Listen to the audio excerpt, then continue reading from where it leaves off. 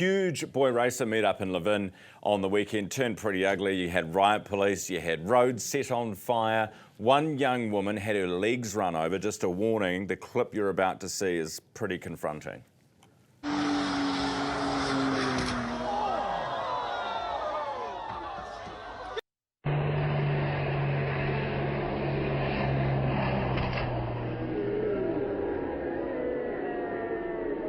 Yeah. Officers who attended were reportedly pelted with rocks, bottles, and even struck by fireworks. Horowhenua Mayor Bernie Wandin's with me this morning. Bernie, good morning. Good morning, Ryan. Has it been this bad before?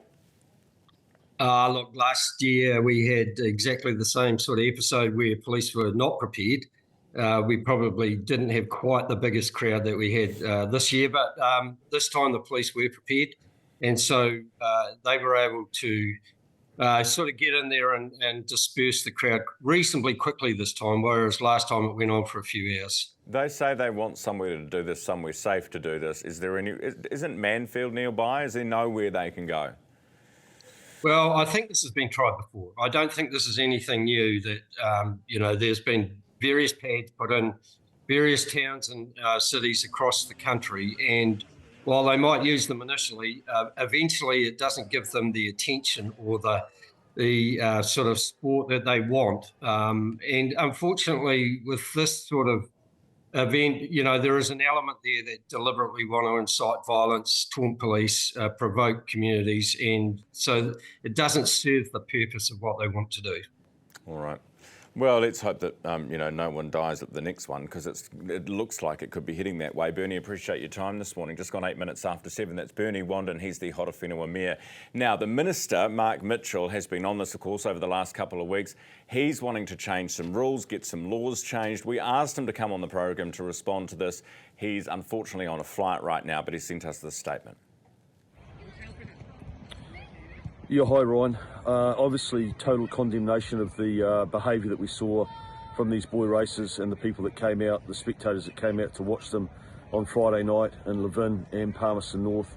Again, dangerous, inconsiderate, obnoxious behaviour that puts our police officers, the public at risk, and actually the people that come out to watch these idiots as well. I want to acknowledge our police force from Commissioner Down, the outstanding response that they had. They disrupted them. There were arrests made, vehicles seized, and this was in the face of crowds that were using fireworks to fire skyrockets at our police, bottles, rocks being thrown, just totally unacceptable. So I'm very proud of our police and the response that they had. I know that on speaking to the Mayor and the community when I was there on Saturday, that they really did feel very proud of their police and the way they handled the situation. Totally unacceptable for us as a country, to having to continually deal with these boy racers and the total disregard that they have for the communities that they live in. They think they're above the law. I'll be working with Chris Bishop this week.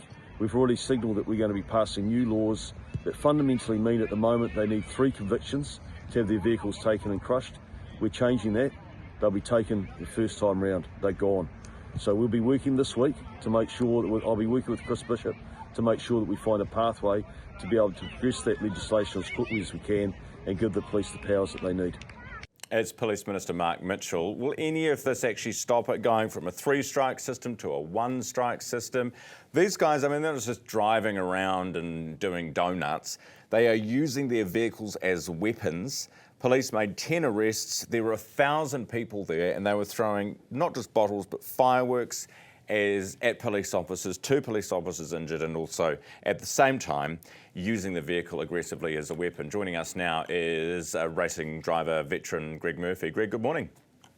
Hey, good morning, Ryan. Good to see you. We've done this before. This is not our first rodeo. So what do you got to do now?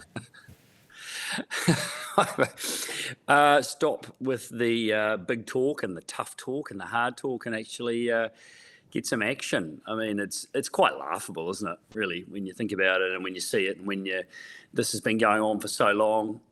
It's a game. Those that are involved in it get off on it. It's a thrill, it's a buzz, and all we've done so far as a country, as communities, as police, as politicians, is just talk some big talk and then shy away from it because they're not not prepared to actually do what's required and do it tough. What do you mean do it tough? They've gone from 3-strike to a 1-strike system and they'll crush your car. What would do it tough actually look like in your mind? Well, actually following through with it. I mean, really, if you're going to deter this kind of antisocial behaviour and actually follow through with some decent numbers on crushing cars and one-strike system. I mean, seriously, the people that are doing it, they are just they're taunting the officials, the police, the politicians, and they're having a ball doing it along the way.